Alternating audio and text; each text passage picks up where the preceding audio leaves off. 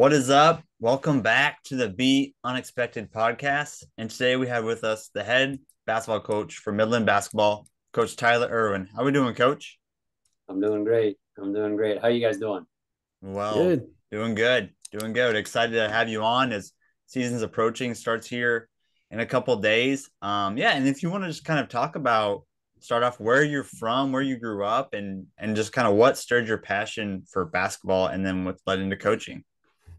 Yeah, no, I appreciate you having me on. I know you guys have done a good job with your podcast here, and Jake and I go back quite a ways bit here, but we'll get into that a little bit. But Yeah. grew up in Laurel, Nebraska, which is a small town right here in the state of Nebraska. Graduated. Let's see, I got to turn back the clock here now. Hmm. I graduated in '96, May of '96, and from my growing up, my background will be kind of part of my story a little bit. But growing up in a small town, Nebraska, and growing up on a farm, like I grew up, my brother is still farms. My dad still farms. They both live in Laurel. My brother moved to the farm, and my mom and dad live in town, so they're still part of the Laurel community. Sister lives in South Sioux City, just down the road, about 30 minutes. So that's kind of my wheelhouse up there in Northeast Nebraska, and have some strong ties there, and a lot of family and friends that still live in Laurel. So it's kind of where I'm from a little bit. And so, Nice. and So yeah, go ahead, White. Sorry. yeah, sorry, but like growing up, um, did you play any other sports besides like basketball, or is basketball always just kind of your main focus? Yeah. Hey, I like your hoodie there, by the way. Yeah, I went to Midland in 2014 and 15. So, and my Uh, dad went there. So, yeah, great. we're Great. big fans. Yeah, you know what? I had some success in high school uh, football. We had some really good football teams. My junior year, got beat in the state final, C2 state final, by Cambridge. They beat us pretty bad one night. That was the year before all the state finals went down to Memorial Stadium down in Lincoln. So we played our state title for state championship football on our home field, which was awesome. But we didn't play well that night. They beat us. We got runner up. So I had some success in football, and then into basketball as well. I had some success, and basketball. My junior year, that had been '95. We won the state title. Lost two games, but won the state title. Beat Lincoln Christian back then at the Vanny Sports Center. That was the place to be. Pinnacle Yeah. Bank was a distant memory or a distant vision from somebody, but Devaney got to play on Devaney, and uh, had some success in high school that has led me into athletics. But growing up on a farm, and growing up in a small community, football, basketball, ran some track, wasn't that great at track, but we did everything, and it's the landscape of athletics has changed, and sports and AU has changed so much, but that's what you live for. Friday night lights. Like I miss high school football. I love watching college football. That was our jam. That was a part of our community, and that with Coach Luxford was our head coach at the time at Laurel, and we had some success. My 3 years, I started at quarterback all 3 years. Played a little bit as a freshman, but sophomore, junior, senior, started every game as quarterback, and we had some success, and we were in the state playoffs every year. My senior year, we got beat by Oakland Craig to go to the finals. We had my last 2 years of football, we lost two games. Like we had some success, and that kind of bleeds into basketball. And basketball has always kind of been my passion, but we had such a good tight knit of the community, two or three classes that were really good, that had guys that wanted to be better and wanted to hold each other accountable. And in a small community like that, we had it going for a few years, and it was so fun. And that kind of that worker mentality, farm. You get up every day, and somebody's got to feed the cows. Some they don't feed themselves. And there's no days off. You just can't like, well, it's Sunday. Well, somebody's got to feed the cows. Somebody's got to feed the horses. I mean, you got to go. Yeah. And that's kind of been my win the day or my mentality for a lot of years, that you just put one foot in front of the other and you go. Never the strongest, never the fastest, never the best athlete, but go up against anybody. Not too many people outwork me. I know that.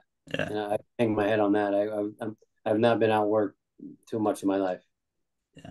Yeah. There wasn't, something like waking up on Saturday morning wasn't just this nice, relaxing, like you said, there's always something to do. So have you ever as growing up, did you ever feel like called back to go home and do farm that lifestyle again?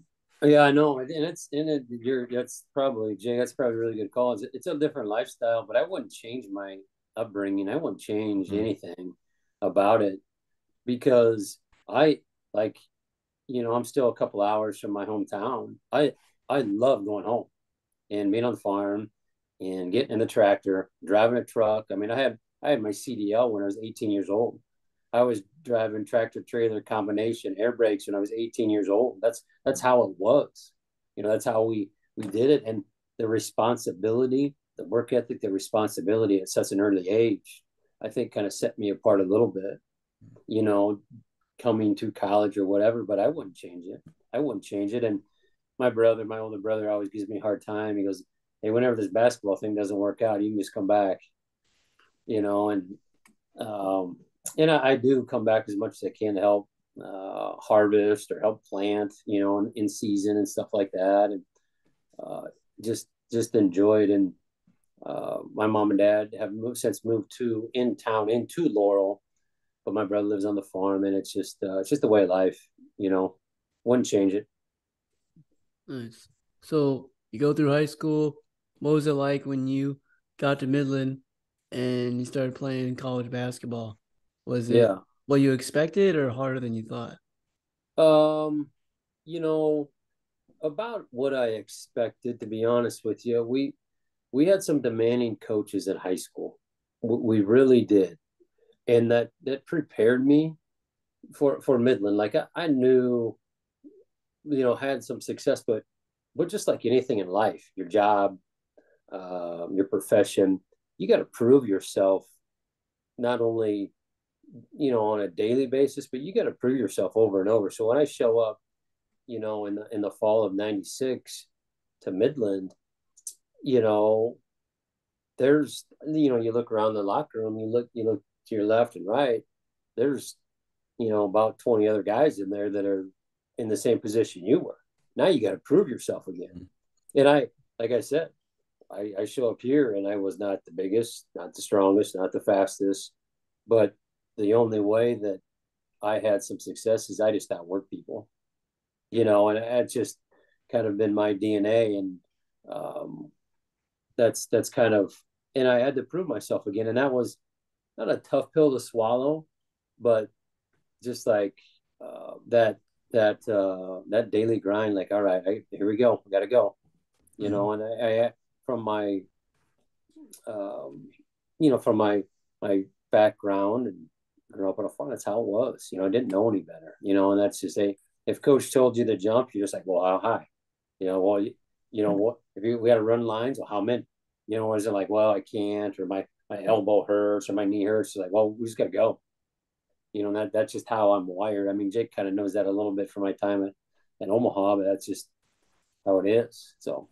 And so talk about a little bit like being a college basketball player and the grind of it at Midland. So with the 4 years you were there, success you guys had, the ups and downs, the relationship, friendships I'm sure you built now with players and your coach. Yeah. Yeah, no, I wouldn't change it. Like, wouldn't change it. And I got recruited heavily, or not heavily, but I got recruited more and I had more scholarship offers to play football. So, and my first time on campus here at Midland was for football. Coach Steve Snyder was the head coach at the time and athletic director. And I, my high school football coach and the success we had in football, I had some Division II offers, A offers, and that was kind of my time. But my passion was basketball, and just that the daily student athlete grind is real at every level. And I've been at every level. I know we'll get to it here, but I've been at every level. And when I played, we didn't have the best facilities. We didn't have the nicest locker room, and that stuff is kind of comes into play nowadays a little bit when you talk to some recruits. But it's still, the court is still 94 feet long. The weight room is still the weight room. You still gotta have some explosion and throw some weight around in the weight room. So it's that daily. And with even our workout this morning, like we finished conditioning this morning. We start practice on Monday. Well, we did a conditioning test this morning, and it was about will. It wasn't about technique or skill. It was winning the battle between your ears type of conditioning. Just Kansas 22 is what I call them, and just a suicide drill. And you got to run, 22 suicides in 22 seconds. It can be a grind, but yeah. morning. I mean, I'm kind of a little late here because we had a few guys kind of took a little longer than expected, but it's a grind. I know I'm talking here in circles a little bit, but it's a grind to stack a day of another day on another day and another day, and that's where progress happens. You're trying to stack good days on top of one another, and there's some injuries that go into that a little bit, but we had some success my last couple of years at Midland playing, but my first 2 years, we had probably some talented teams, but maybe just for whatever reason couldn't get over the hump. Some lifelong friends that I talk to the day, talk to weekly.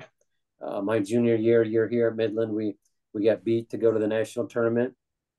My senior year, we won our conference tournament and played in the national tournament. So the first couple of years at Midland was a physical grind, academic grind, change, and then the last couple of years at Midland, we've had some success, and it was the best time of my life, to be honest with you. You guys played at the, what's it called? Is it the Hopkins? And now it's kind of track-ish. Yep. Yeah. Yep. And a tartan floor. And, that back in the 80s and 90s, that was kind of the deal on a lot of these smaller campuses, was have a kind of a field house setting and a court inside the track. And, that was kind of the deal. But you made it work. And right. It was I'll say this, it was a grind to play on, but it was a home court advantage for us because when Doan or Morningside or whoever came to play, they didn't want to play in our facility. That was great. Yeah. Nice. So your time at Midland, were there any teammates or coaches specifically that made a huge impact on you, like on and off the court? Yeah, for sure. Teammates, I still to the day talk to 4 or 5 teammates. Eric Eady from Wahoo is a good friend of mine. Just to go down a lot of lists, Adam Baker, Ryan Bojanski, just some of those guys that can go down the list, 5 or 6, 7 deep.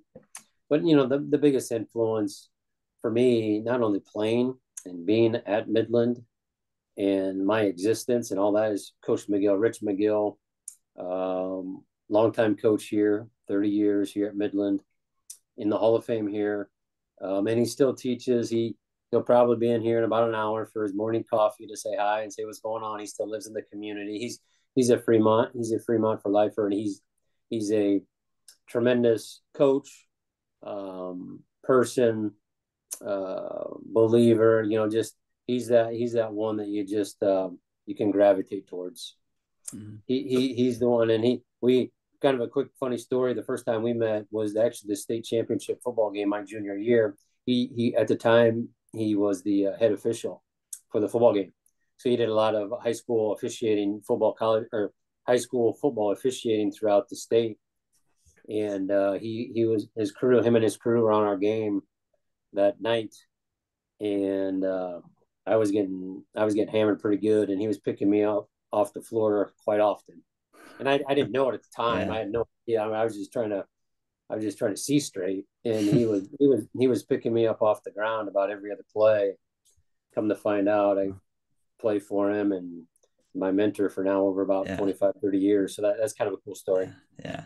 So you go, you play your time at Midland, and then you get into coaching. And before you go into that, like, did you know what you were getting into with coaching? I don't know if you did like GS and Simpson and UNK, and then going on to UNO. Like, did you know what you were getting into with? No, no, you're, if I said yes, I'd be lying to you. I didn't. When I graduated in 2000, we're just played in the national tournament, had some success. Graduated in May, and I graduated with a business degree and a coaching endorsement because I always kind of thought maybe, and I graduated in May, June, July, and August. I was in Fremont painting houses. Like I graduated, I didn't know, I didn't have a job, I didn't know what was going on. And Coach McGill, the past couple of years playing, he's like, "Man, you'd be a good coach." He'd always be in my ear Mm, about it. I'm like, "Yeah, I just don't know. I don't know. I didn't know much about it." And none of my family, none of my family has been in education. None of my family has been in coaching. None of my family has gotten we've gotten undergraduate degrees, but like professional, like graduate degrees or master's degrees. So it's not in my mm, really genes or my DNA, but it was just something that I just maybe after I got away from it for a few months, that burning desire, and then finally coach in August said to me, he's like, "Hey, just come be my JV coach, part-time athletics and part-time admissions. You can work over admissions at Midland and piece it together." And I pieced it together as an assistant coach for him and admissions for 3 years. So my time here at Midland has been 4 years as a student athlete, but then 3 additional years trying to figure out this coaching thing. And that was after year 3. That was like, okay, how do I make a profession of this? mm. Where do I need to go? What direction am I headed? And then I got the opportunity to be a graduate assistant at Kearney, University of Nebraska Kearney, for Coach Crop out of Kearney, and that kind of changed my directory a little bit, if that makes sense. Yeah.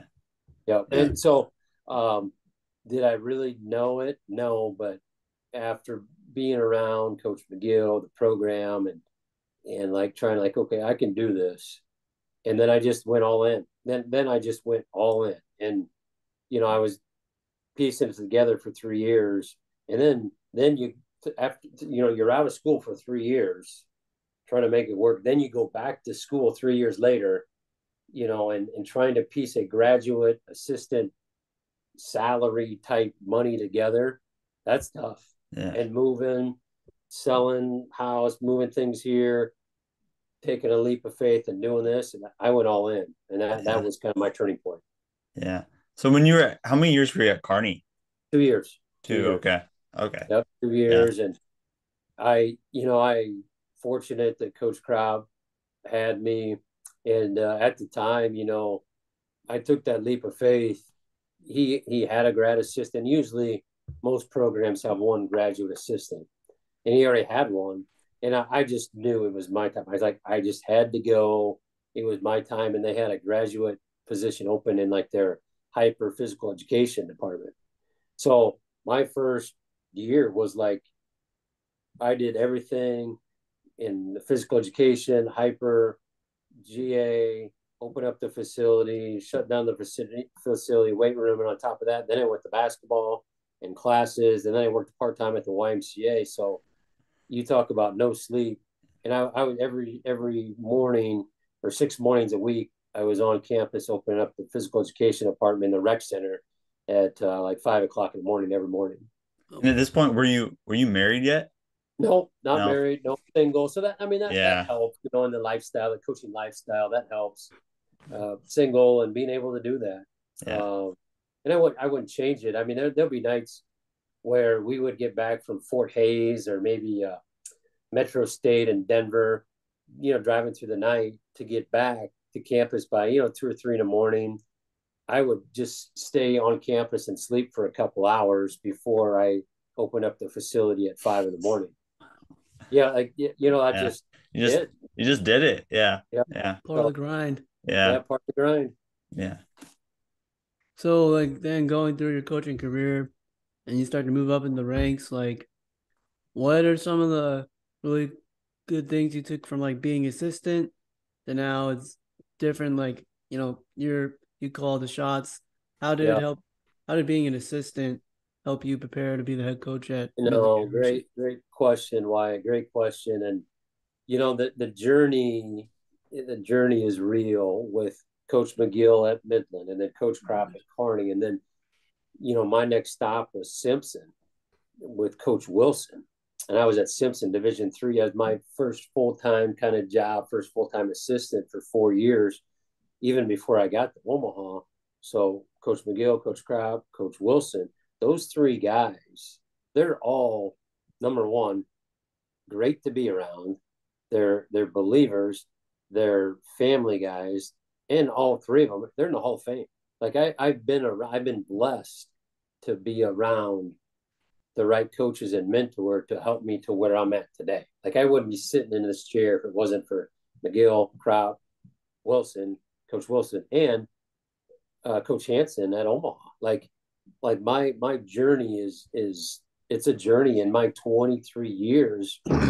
My 23 years as an assistant has gotten me here, back to my alma mater to be a head coach. But and along the way, you always pick up things like if picking up an X's and O's, a scheme, a part of basketball, the culture or a philosophy. I mean, you pick up things along the way, but those guys, I wouldn't be here if those guys haven't looked out for my best interests.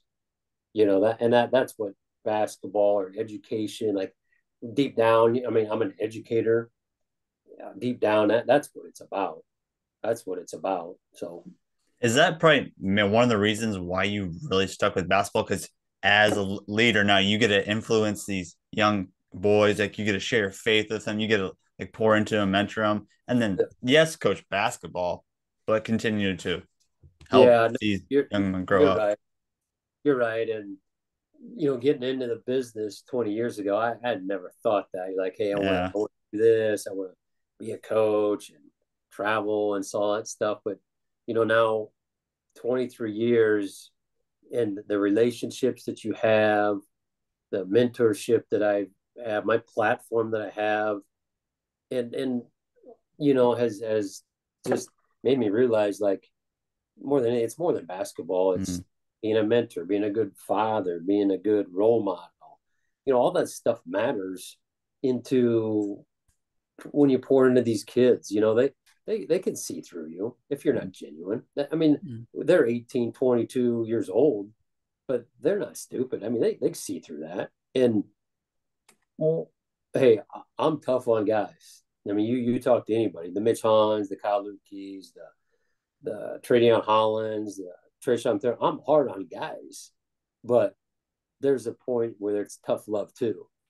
Where we can the door is open and we can come in and we can chat about life, we can chat about our faith, we can chat about numerous things. And that's one thing that the older that I get, the more that I cherish.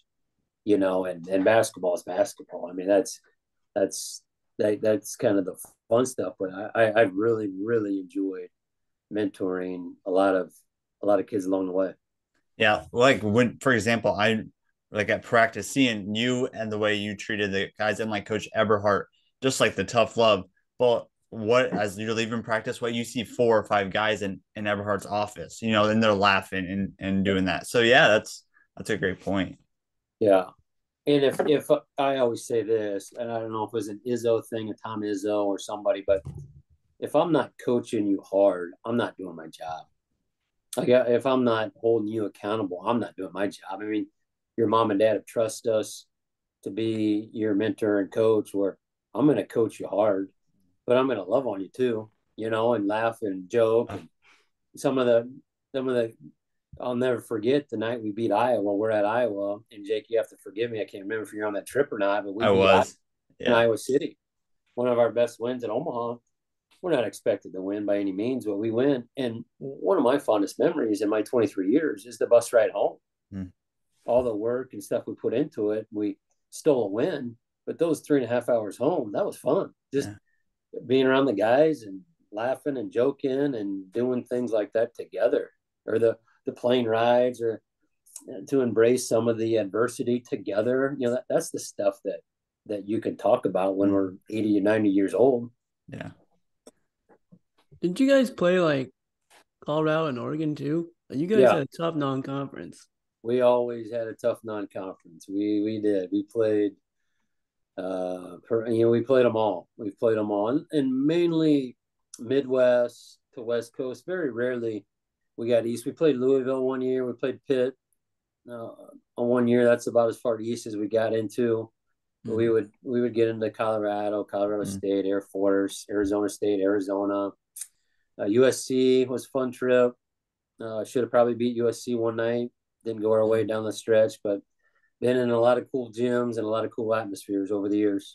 Remember, we went to my senior year. We played at Idaho, and I remember pulling up on campus, and like on campus they got like cattle and horses, and just some funny experiences like that. Didn't you guys play against Trae Young one year? Yep, we were down in Oklahoma, and actually go back and look at that stat line. That was one of the only games we kept Trae to like under 20 points or something. Wow. The rest of us that year he went crazy. Like that was Trae Young before anybody knew who Trae Young was. Like, we must have sparked something, because after he played us, he went crazy. And look where he's at now. But we played Oklahoma, so some fun times, some fun memories. Yeah. So talk to us about this year's coming up team, Coach. I mean, you guys played a lot of freshmen and sophomore, but that's kind of a good thing because you have a lot of experience now, and a lot of them aren't even seniors yet. Yeah, we have the start of my second year. We've upgraded our talent. We've flipped the culture, and one thing that I want to touch on today on your listeners and your audience is it's about one thing that we have and I have pounded. You pound the rock or all those books, but the daily grind is culture. It is a daily thing that we talk about with our team daily, like new guys coming in or some veteran guys. It's about flipping the script, changing the culture, winning the battle between your ears. The mindset is a lot of what we talk. Now we've upgraded our talent. We've got some good recruiting classes, and excited about some of the new guys and all that stuff. But it's a lot with this team right now. It's other than basketball. Yeah. But that's the exciting journey part of it. Like each year is a new journey.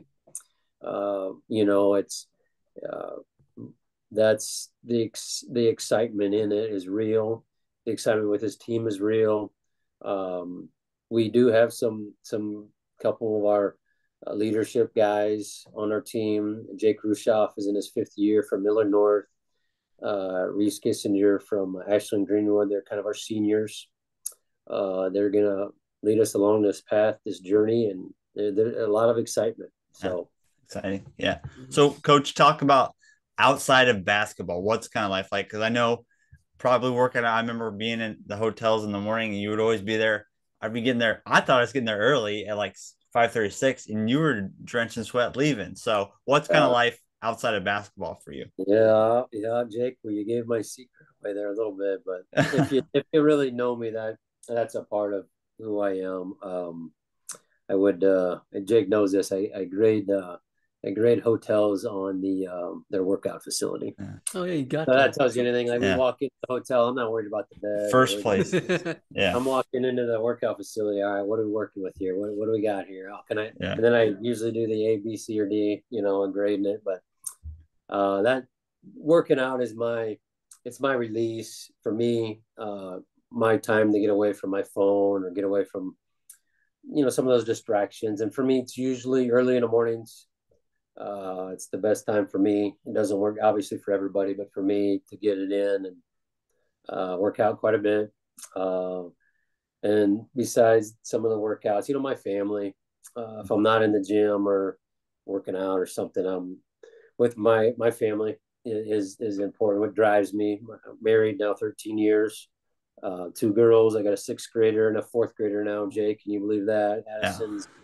Addison's in sixth grade, Emerson's Wow. in fourth, and their activities. When I'm leaving campus, I'm usually headed to a gym somewhere, a softball diamond, a gym, or watching volleyball or basketball, and being the best dad that I can be because it's demanding.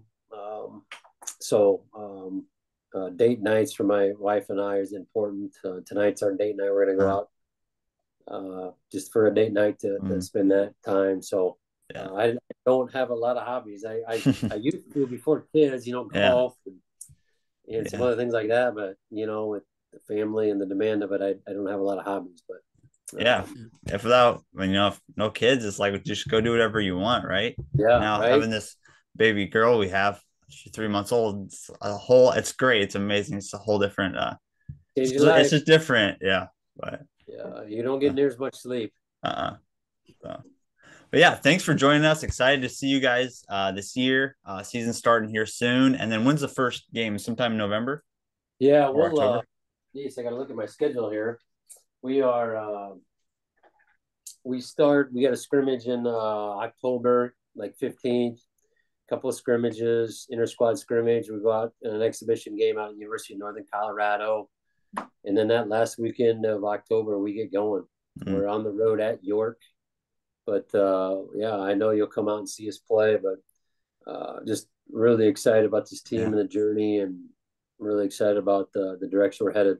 Yeah. Sweet. Yeah, Well, sure. awesome. Best of luck this year, coach. Yeah, good And luck, coach. thanks much. Yeah, thanks, guys. You guys have a great Friday. Win the day. Yeah. So great interview with Coach Erwin. Jake, I want you to share some memories on you and Coach Erwin and kind of the impact he had on you and the UNO program, because he was at UNO, University of Nebraska Omaha, for like 13 Yeah. seasons as an assistant. So he's definitely had an impact on the program and guys like you that were manager for the team.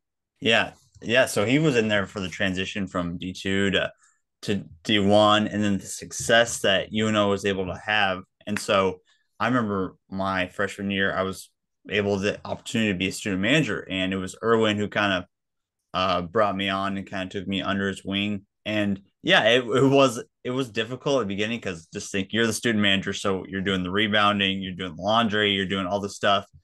And so like how do you find your role with the team? And so it's so welcoming to have like Coach Erwin, Kyler Erickson, Mitch Hahn, um, Marcus Tice, and those guys just kind of welcome you on. And so I always remember Coach Erwin just being very positive but very tough loving to those guys.